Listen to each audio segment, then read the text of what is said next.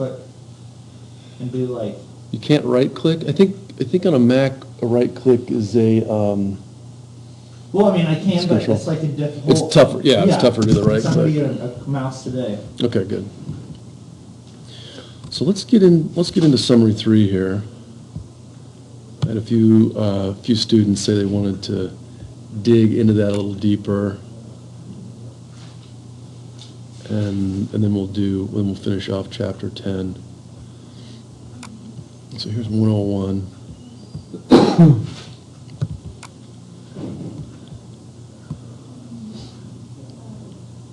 And I just went ahead and started this from scratch. So summary 3, example 6.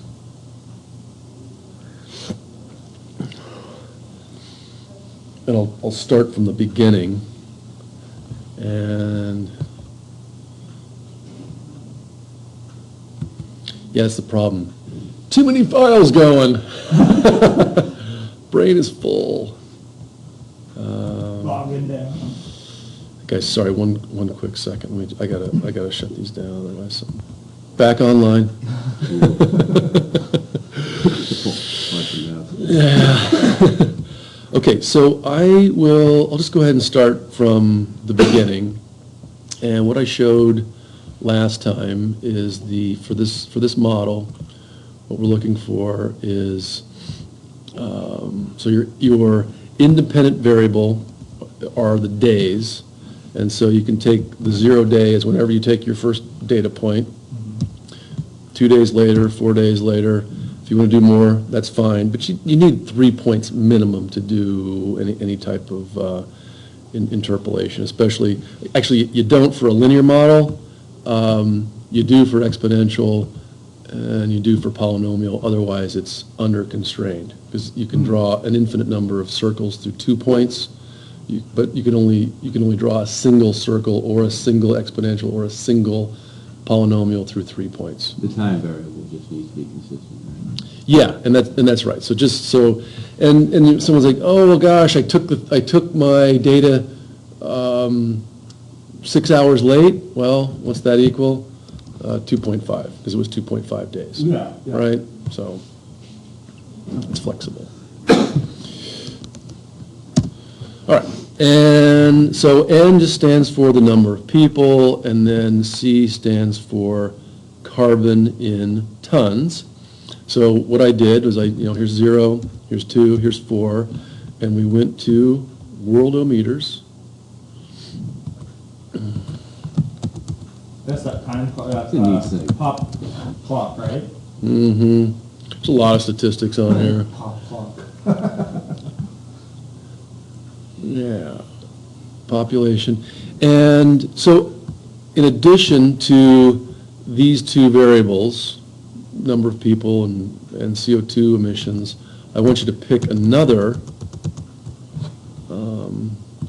variable as well. And so like in the past, people have picked, number of bicycles produced, and so you could say, bicycles per person. You could come down here and say emails sent today, tweets sent, etc. I still haven't jumped that then. I'm actually surprised every time I see that there's not more Google searches than there are emails. That's Yeah, that is kind of. That is weird. Yeah. Although a lot of people have automatic emails set up now.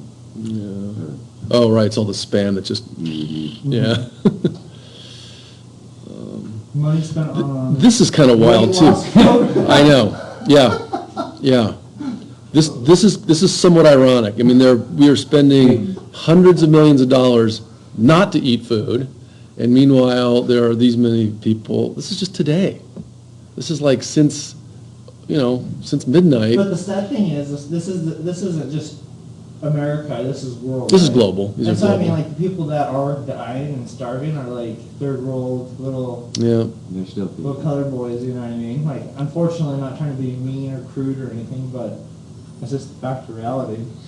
It is. It's not a matter of scarcity. It's just a matter of distribution. And well, it's complicated. I'm not. Well, there's so many It's variables. complicated. Yeah. Water. IMF. Yeah. Here's energy, megawatt hours, So there's your, Solar energy strike. Yeah, Look at that's that. crazy. That's It's getting there. yeah, problem solver right there. yeah, yeah. Just Did you, do, not to change the subject, did you ever catch the Leonardo DiCaprio documentary earlier this week? No, it wasn't. He had a documentary come out that they've been working on since he started doing The Revenant. Mm. It's a critical look at policy regarding climate change Okay. in America. It's Nice. called Before the Flood. Okay. I'll have to check Anyway, it out. he went and spoke to Elon Musk for a while over at that Gigafactory. Oh, wow. And they were talking about how Tesla is doing that just as a model, but he's hoping that larger corporations will pick it up because they can't afford to build more than one. Yeah, yeah, there was a thing in the MIT Technology Review just today saying, well, so Musk has Tesla and Solar City, and they're both, I mean, neither one of them is in the black yet. Mhm. And the same thing was with Amazon for a while. I think Amazon finally turned the corner, but they're both, bleeding $2 billion a year. And, ouch. That's what you get for trying to be more comfortable. You hit yourself in the knee. you gotta walk that one off. But I think what we're going to see, it's really going to bring up a fundamental question about what money is. Because if you read, there's another book that just came out called Sapiens. I wish I could remember the author's name, but he basically says, at this point, money is really nothing other than faith that there's going to be more money in the future. That's really all it is, because every single thing has been monetized. Every cubic nanometer of. Well, this money's just paper printed. Well, currency is And it's paper supposed printed. to be like held accountable to the gold standard, but we can't even. No, gold standard accurately- so far gone. It's Yeah. not even, yeah. So I think there's going to be something A craft. well, I don't know, a crash, but some pretty major shifts. Yuval in stuff. Noah Harari. That's- Noah Harari, yeah. If you get a chance, read Sapiens. looks interesting. Yeah, no, it's really good. Pretty big, thick book. Okay, but back to this. Here's your independent variable. And these are the three data points. I kind of made them up just so I had some data to work with, but here you'll want to actually type in the number that you find. And it is 2 days later, and we could go back and see how close my random guess was. 7,461.8. 7,460. Well, so I was way off. Well, no, I was Couple tens of millions. I was 7 million people off. Well, we can throw an extra zero in there and see what happens. It's a little closer.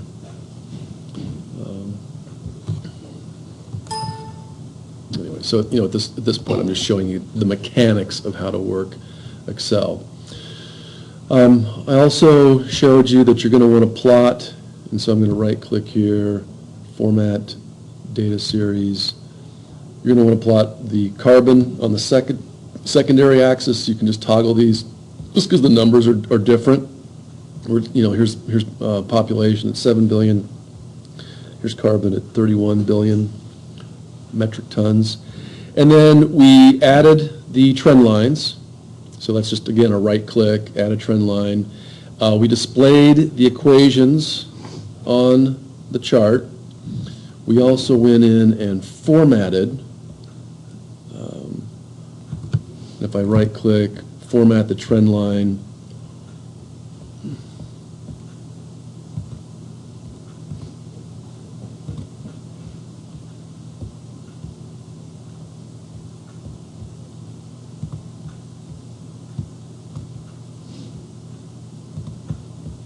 Oh, and then format the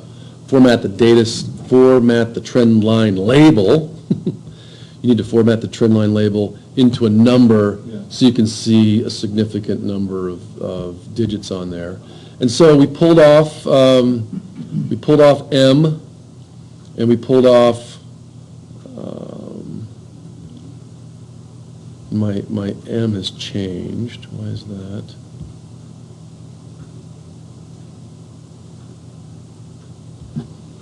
Because that little, okay, there we go. It's still different. What happened there? Well, we can just start fresh. So right here, I pulled off M, and I'll just go ahead and type in what I got. So 3, 7, 3, 2, 5, 4, 0. That's my slope. And so what that allows me to do is then make a prediction at 40 days. So 40 days from now, it allows me to make that linear prediction. So I've got the slope, which is in E7, times the independent variable days, which is 40, plus the B value, the crossing of the vertical axis, which is 7,460,000,000, et cetera. Okay, so let's go ahead, and then I labeled this as, oops, don't do that. I labeled this as linear, and while we've got that where we want it, I'm going to hop into Microsoft Word and show you the best way to do that.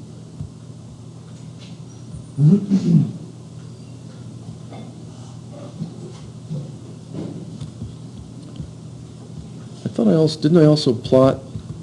Oh yeah, and then all I did over here on these other two graphs. So I took this linear graph, I cut it, I pasted it over here, and she'll just want to watch Tuesday's lectures, and I just dragged it down to include the extrapolated data. So you can see my original 3 data points are here, and my new extrapolated data points are there for the linear model. That's the projection up to the end of this school, 40 days. That's the extrapolation at the end of the semester, exactly.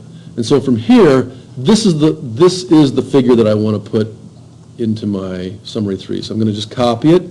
So, whoops, hello.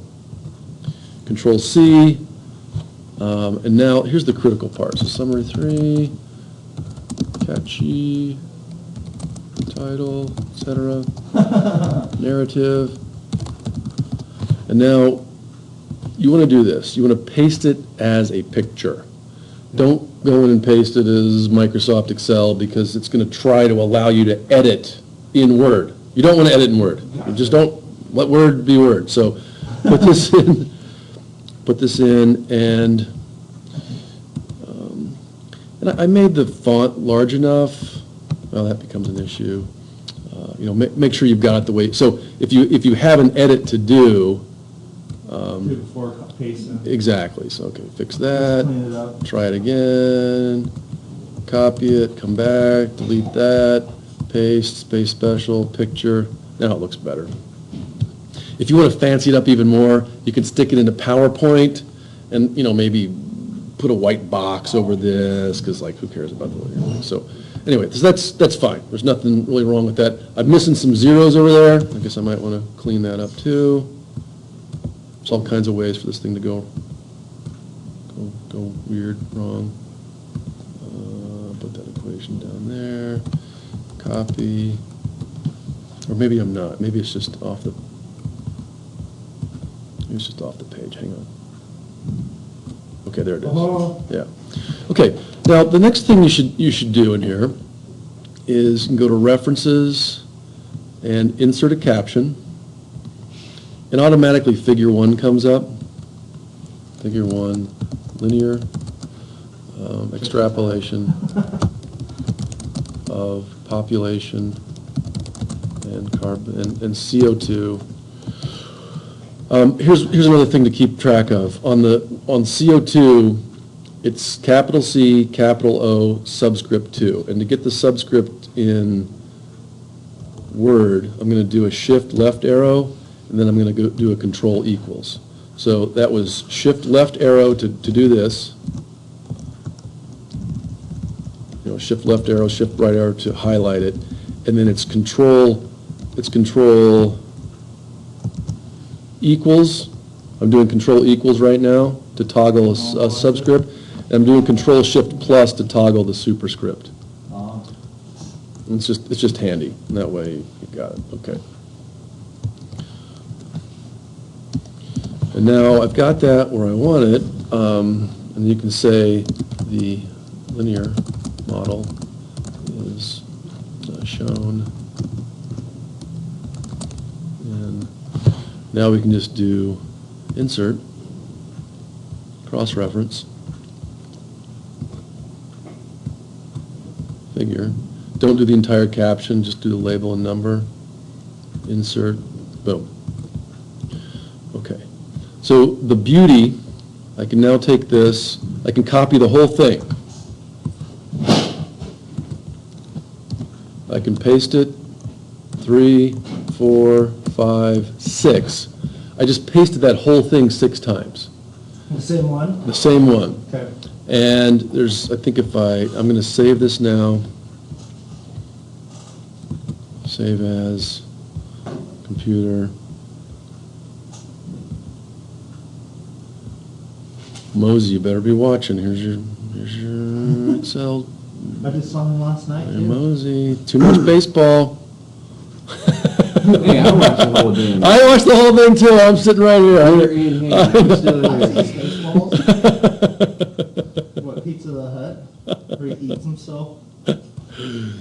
Okay, summary 3. So I'm going to call this summary Oh, 3. Catching time. in the new Star Wars, they hit a little Easter egg, like hanging in the background, when they're flying through, like when they're like, they start to fly into the old crashed bad guy ship that's on the planet. There's 2 guys just below them before they enter with a giant comb combing the desert. Nice. And so it's like their little space balls, like, you know, Oh, insert right there. making fun of a movie is making fun of them. So what I did right there was I just did a print preview, and all of these figures updated Oh, cool. by themselves. So I did not have to, Redo it. yeah. The only thing you'll want to do is come in here and say, insert, cross-reference, and now you can see all of these were made for you.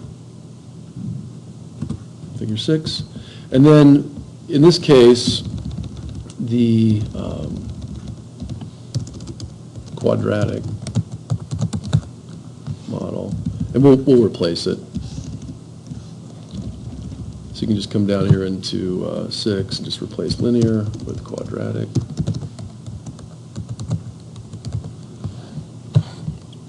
And the other thing to note is this population and my variable. Because in figures 4, 5, and 6, that's what you're going to be plotting. So I'm going to copy that, come up here, and my variable. Figure 5 is going to be exponential.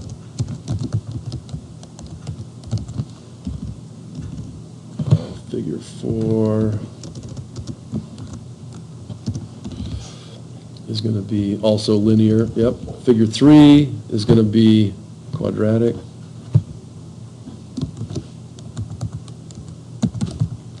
And I will post this into the summary 3 form also. Okay. And this is exponential. Okay, then I'll just leave it up to, and then just, again, go ahead and replace these. So, again, figure 1 is linear population of CO2. Figure 2 is exponential population of CO2. Figure 3 is quadratic population in CO2. Figure 4 is back to linear population and your variable, whatever it is. Figure 5 is exponential, population and favorite variable, and then 6 is quadratic. Okay, so those are the 6 figures. That's the meat of it. And then you'll have a narrative explaining why one model may or may not be superior to the others. Okay. So let's go back into Excel and actually do the extrapolation for the exponential model. So I think I got that far last time. I just didn't finish with all the math. So let's zoom back in.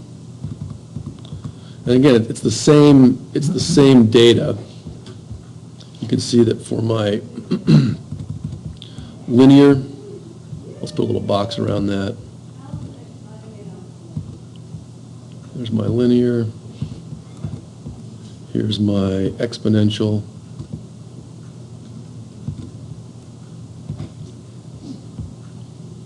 Bingo. And here's my quadratic. Okay, I think I plotted these last time, right? So that's,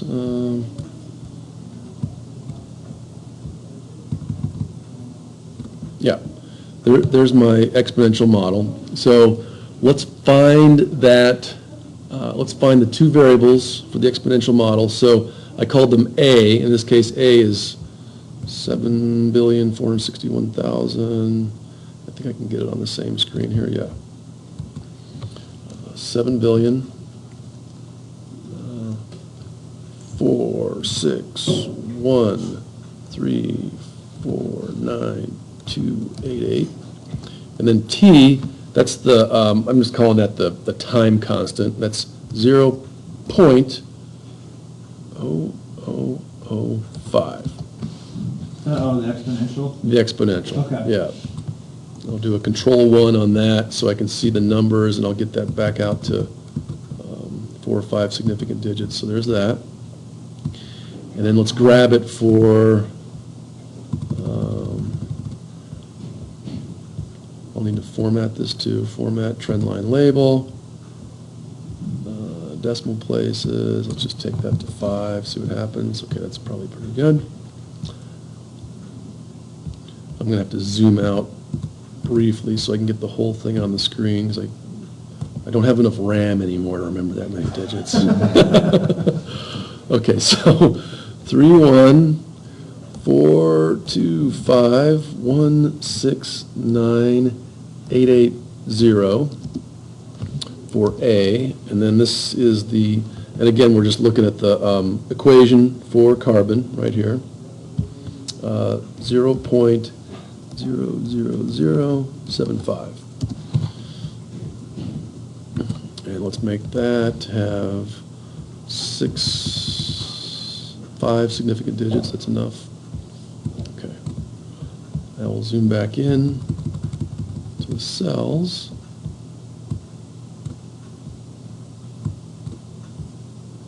Too big. Now, what's this equal? Well, I've still got the old linear model in there, but what it actually equals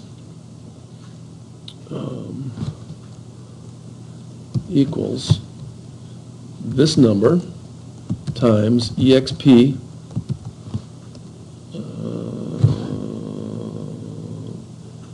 time multiplied by the time constant. Yeah, pretty reasonable. You know, it's up there, ballpark. And another thing I'll show you here, I'm going to pin this, I'm going to pin that on, I'm going to throw a $ sign in here in front of the H to lock it horizontally. And now I should be able to just take this, drag it over, and I can see it worked because the 40 is still in there. Enter. Okay. Now,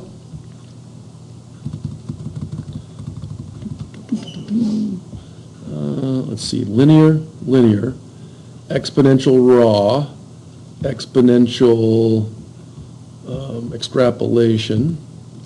That's how far we got last time. So let's just look at that data. Where's it coming from? Zoom in a little more.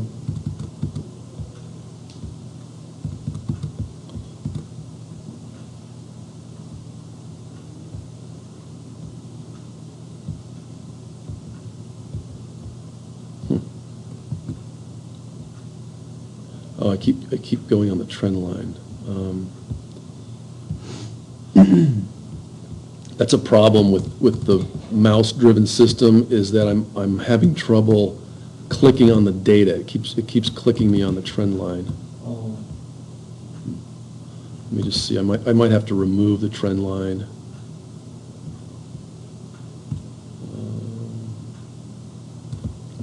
Or maybe I'll need, let me see here. Let's format the trend line, there we go. And we'll make it exponential. Actually, no, let's do this. Sorry, let's do this. Let me think. So we had the, we got the we have the trend line from the raw data. The chair always does that to me too.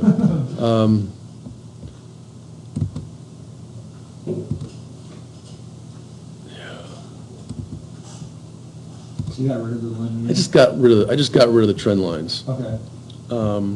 So now I can click on the data. Let's see if that works. I click on the data. Okay, but now I need to bring it over here. Oh, up one? No, I need to Oh, bring it over, over. oh, I need I to bring see. it over into the exponential model. Got it.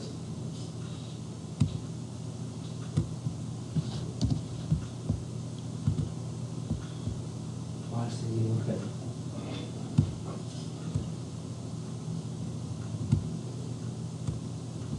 There we go. I just saw it shift there.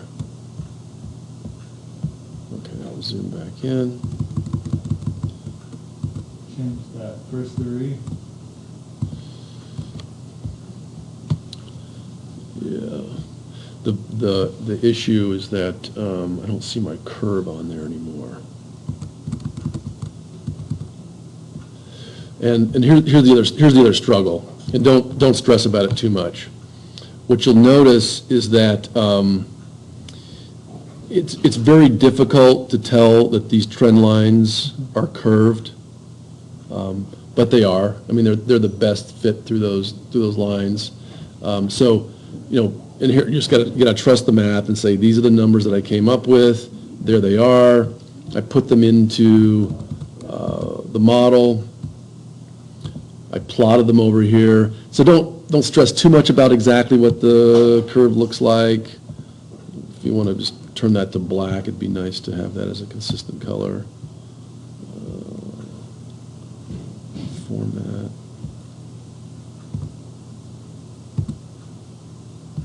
Format data series.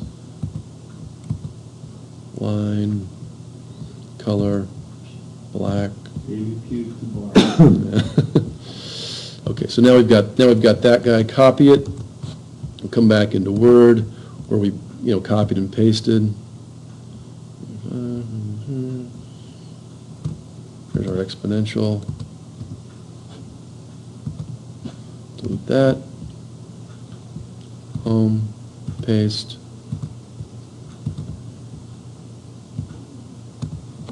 Oh, another thing I neglected to do is to add axis labels. Let's see that guy. You'll want to do this to all of your axis titles. So this is days, population.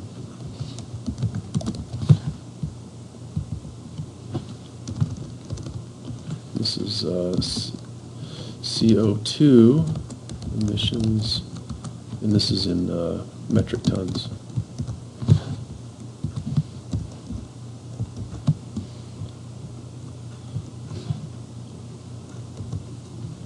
You can even put a subscript on that guy. Okay, now we've got it. Copy. Come back in. Paste. Paste special. There we go. Okay, so now we've got our exponential. Let's just do one more. We'll do the parabolic.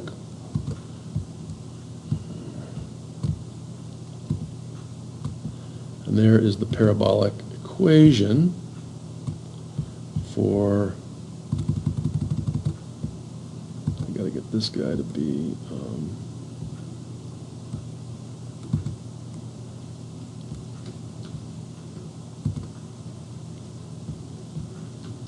polynomial, second order.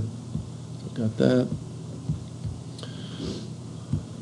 Now I've got to zoom out one more time. Actually, I'm going to take the quadratic, also known as parabolic, copy it, paste it there, So I've got to take that data, the A, B, and C values, and stick them into the cells. This is going to be a little bit of an eye exam for me, but in this case, A equals, yeah, let's see, I'm going to have to zoom back in. Maybe I'll even write them down. Hang on.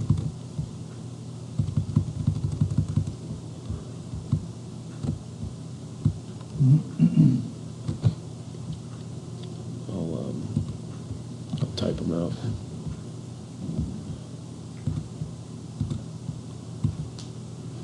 So A is, I was going to call it 932. B is 3,728,809. C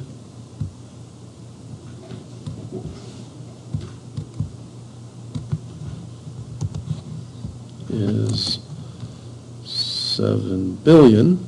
So again, C in the polynomial is a lot like B in your linear. 7,461,349,288. So that's for the population. And down here for carbon,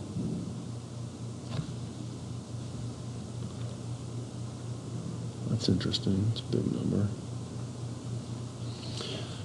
Just to skip to the punchline, you'll find that the quadratic is the least the least reliable. That's what I think that's what you're in my head saying. right now. So don't like, oh my gosh, it's wrong. Like, just say, yeah, just don't. Yeah, yeah. It's a good math exercise to say, okay, now I understand why quadratic's not a good one. But so 3, 9, 3, 6, 6, 5, 8.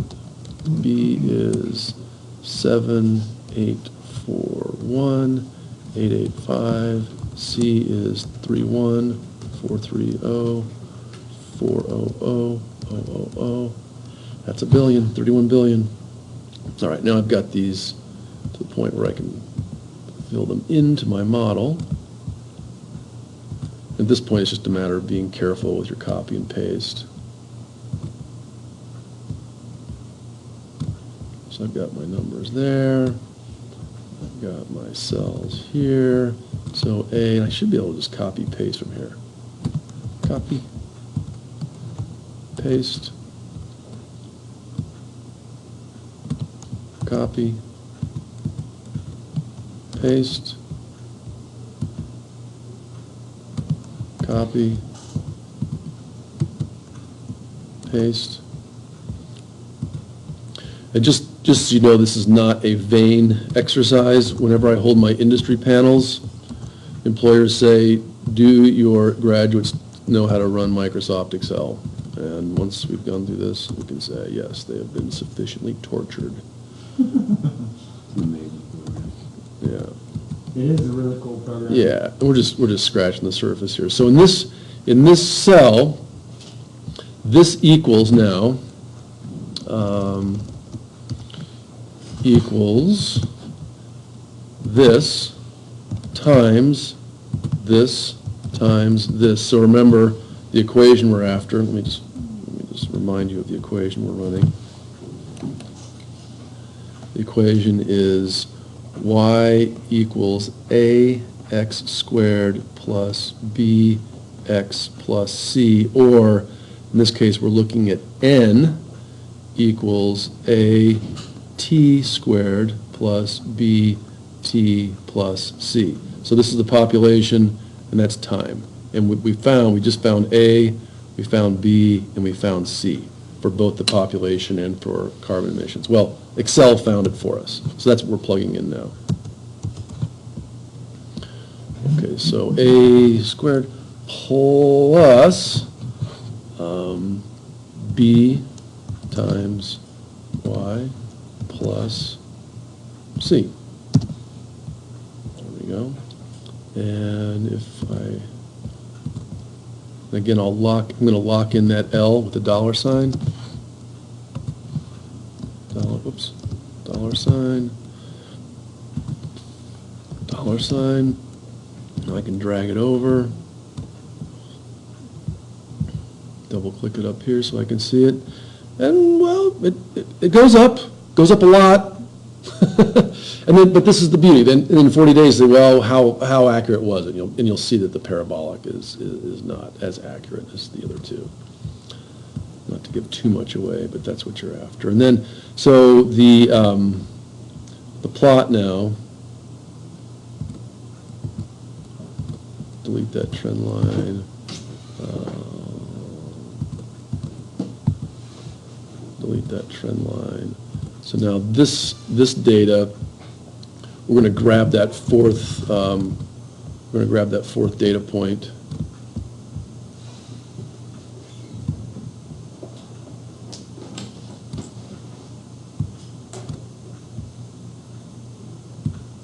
Grab that fourth data point for this guy.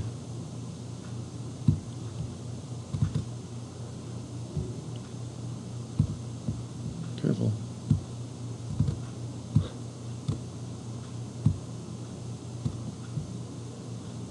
Looks a little funky. It's all right. Look at this guy. Okay, now we'll drag that over for N. And all I'm doing here, it's kind of hard to see on the screen, all I'm doing is dragging from, because remember, I got all of these figures by just copying and pasting the linear, which is a lot easier than starting from scratch. And so all I'm doing is clicking on the data itself in the parabolic graph and then just dragging it over those new values I calculated. Okay, so now we can zoom in on our new plot.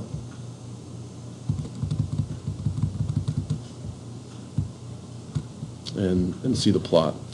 And I'm not that happy with the fact that it unsmoothed the sort of unsmoothed the trend line, but at least you can see over here in your original extrapolation that the trend lines pass through all 3 points, and it's such a good fit with the black you can't even see the polynomial fit.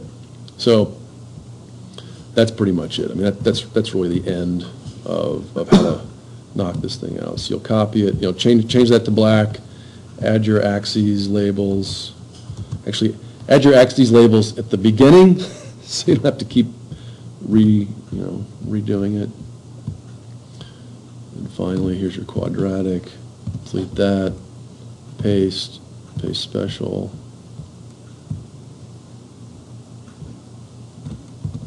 Size it up, and you're done. This will just say the quadratic